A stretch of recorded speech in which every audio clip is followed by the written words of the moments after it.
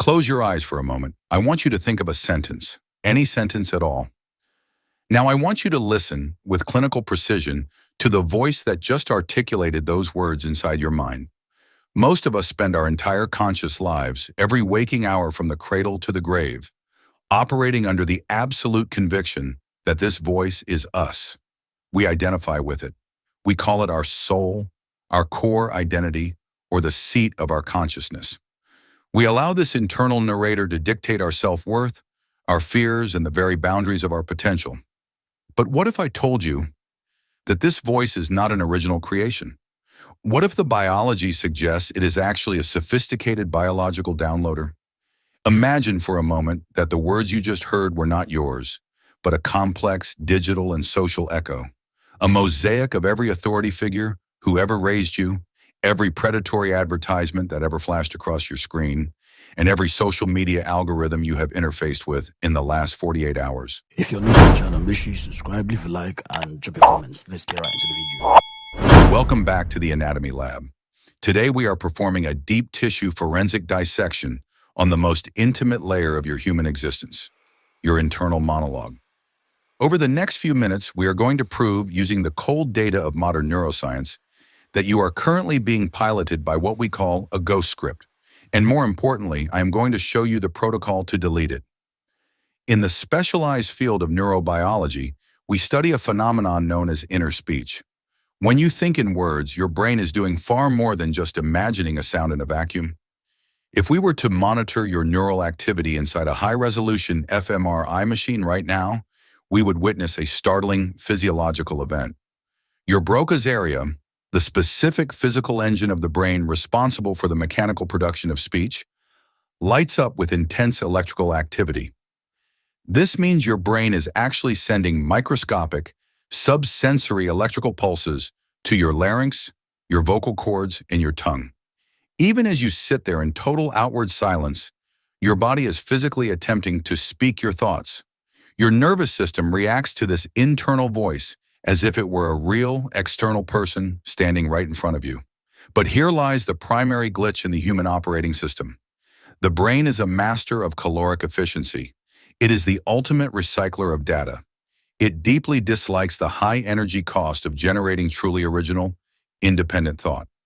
Instead, it prefers the path of least resistance, the copy-paste mechanism. This takes us to the landmark research of psychologist Lev Vygotsky. Vygotsky discovered that our internal monologue is not a birthright or a natural emergence of the soul. It is, in fact, internalized social speech. As infants, we are born as blank hard drives. We learn to navigate reality by mirroring the external voices around us, our parents, our teachers, our peers. By the time we reach the age of 7, those voices perform a permanent biological migration. They move from the outside to the inside. You did not develop a personal voice. You downloaded a social one. The echo loop is the biological error where the brain misidentifies these inherited external commands as your own internal desires. Let us get raw for a moment. Reflect on the last time you felt a sudden, crushing surge of guilt or anxiety regarding a major life decision. Perhaps it was about the risks of starting your own business, or something as simple as the way you presented yourself this morning. I want you to ask yourself, was that truly your biological voice? Or was it the specific frequency and biting tone of a disappointed parent from 2 decades ago? Was it the frantic, high cortisol pace of an influencer telling you that if you haven't achieved total financial dominance by age 25, you have already failed the game of life? The echo loop functions on a survival principle we call cognitive load. Your brain operates like a battery.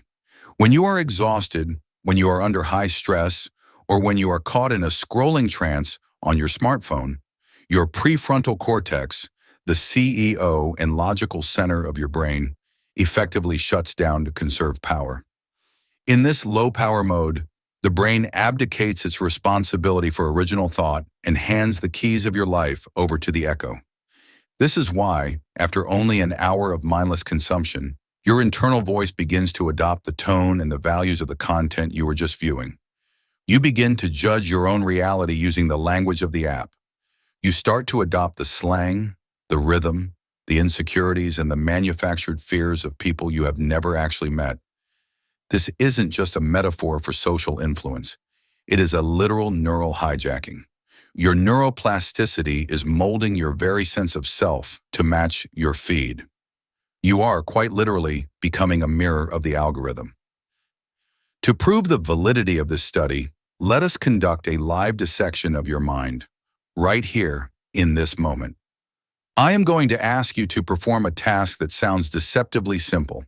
I want you to stop thinking entirely for 10 seconds, starting now. You couldn't do it, could you? Within a matter of seconds, an internal voice stepped in to fill the void. It likely said, "This is difficult," or "When is the 10 seconds over?" If that voice were truly you would possess total, absolute sovereignty over it. You can control the voluntary movement of your limbs. You can control the depth and pace of your breathing, but you cannot stop the voice. Why? Because the voice is an autonomic response, no different from your heartbeat or your digestive process. It is a programmed reaction to your environment. By the mid-20th century, research into private speech demonstrated that we use this voice as a coaching mechanism to solve problems. But we have entered a predatory era of human history. In 2026, we are being coached by entities that do not have our biological or financial best interests at heart. We are living in the age of synthetic thought. Modern attention engineers do not want you to simply purchase a product. They want to become the voice inside your head that convinces you that you are incomplete without it. So how do we execute the delete command? How do we return to a state of original, unpolluted thought? It begins with a protocol I call the observer. The very next time you hear a self-critical, impulsive, or fear-based thought, you must force a mental halt. You must treat that thought not as a fact, but as a specimen in a glass jar. You must ask one forensic, cold-blooded question. Who said that? Shiver? If the thought is, "I am not working hard enough," look at the data. Is that your biological need for survival and growth speaking? Or is that the echo of a high-performance, burnout-obsessed culture that you have been inhaling through your screen for years? When you successfully identify the external source of an internal voice, a profound shift occurs in your brain. The mismatched signal alert is triggered in your anterior cingulate cortex. The moment you realize a voice is not actually yours, it loses its electrical grip over your nervous system. You move from being the helpless victim of the thought to the scientist observing it. This is the true definition of mental toughness. It isn't about fighting the voice or trying to shout over it. It is about the quiet, absolute realization that you are the one listening to the voice, not the one speaking it. You are the architect. The thoughts are merely the temporary tenants. We live in a world designed to keep you in a state of constant echo.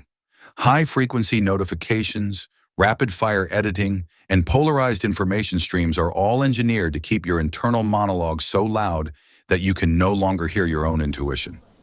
They want your ghost script to be written by them for their benefit. To hit the massive milestones you have set for yourself, to reach that level of financial and psychological freedom you deserve, you must first clear the neural noise. You cannot build a high-performance life on a foundation of low-quality echoes. From this day forward, choose your downloads with extreme prejudice. If you desire the internal voice of a leader, you must feed the brain the language of leadership. If you desire the voice of a creator, you must feed it the language of curiosity. The Anatomy Lab is not just about understanding the physical body. It is about reclaiming the ghost in the machine. It is about taking back the pen and writing your own script for the very first time. If this study challenged the way you hear yourself today, subscribe and join the lab. This is just the beginning of the dissection. You can call me your good friend, and this was a study of the echo.